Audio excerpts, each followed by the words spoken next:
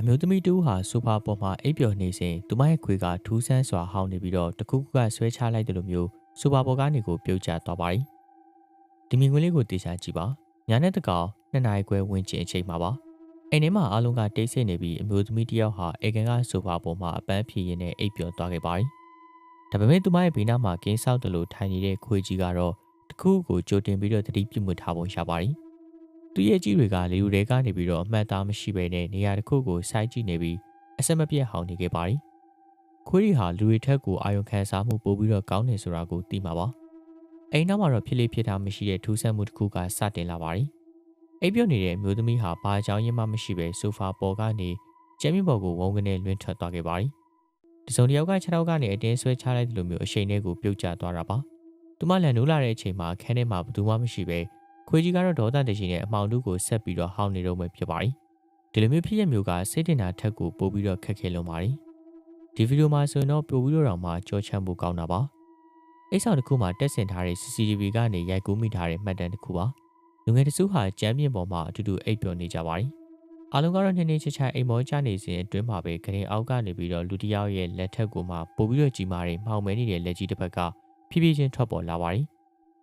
အဲဒီလက်ကအိပ်ပျော်နေတဲ့လူငယ်ရဲ့ဆောင်ကိုခိုင်ခိုင်မာမာစုပ်ကန်ပြီးအမောင်လေးကိုဖြည်းဖြည်းချင်းဆွဲယူသွားခဲ့ပါတယ်။ဒီလူငယ်ဟာလည်းနိုးပြီးတော့ဘေးပတ်ဝန်းကျင်ကိုကြည့်လိုက်တဲ့အခါမှာဘသူ့ကိုမှမတွေ့ရတော့ပါဘူး။ဒါပေမဲ့လို့သူ့ရဲ့ဆောင်ကတော့အဝေးတက်နေရာကိုရောက်ရှိနေပါပြီ။ဒါဟာလူတစ်ယောက်ကနောက်ပြောင်တာဒါမှမဟုတ်ရင်လည်းကျွန်တော်တို့မသိနိုင်တဲ့တခုခုကသူ့ကိုအနာကနေစောင့်ကြည့်နေတာမျိုးတွေဖြစ်နိုင်ပါတယ်။စဉ်းစားကြည့်ရင်တကယ်တော့ထိတ်လန့်စရာပါ။နောက်ထပ်မနက်3နာရီဝန်းကျင်မှာအိမ်တွင်းလုံခြုံရေးကင်မရာကနေကိုဖမ်းယူမိခဲ့တဲ့ဒီဗီဒီယိုက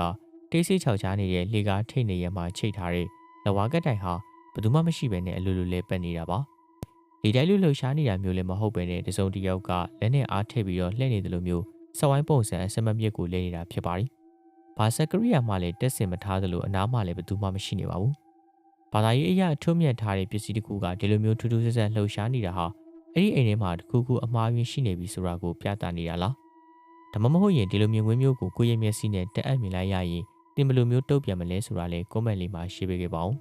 ။တကယ်တော့ဒီဖြစ်ရပ်တွေအားလုံးကကျွန်တော်တို့ကိုသတိပေးနေတာတခုရှိပါတယ်။ဒါကတော့ကျွန်တော်တို့အကာအကွယ်မဲ့ဆုံးဖြစ်တဲ့အချိန်အိတ်ဆက်ချိန်မှာကျွန်တော်တို့ရဲ့ပတ်ဝန်းကျင်မှာဘာတွေဖြစ်ပျက်နေတယ်လဲဆိုတာပဲဖြစ်ပါတယ်။အမောင်တို့ဟာကျွန်တော်တို့မမြင်ချင်တဲ့အရာတွေကိုဖုံးကွယ်ပေးထားတတ်ပါတယ်။တိတ်ပတ်နေကြရှင်းပြဖို့စူးစမ်းကြပေမဲ့ CCTV မှတ်တမ်းတွေကအရှိတရားတွေကတော့ညှင်းပယ်လို့မရနိုင်တဲ့အမှန်တရားတွေဖြစ်ပါတယ်။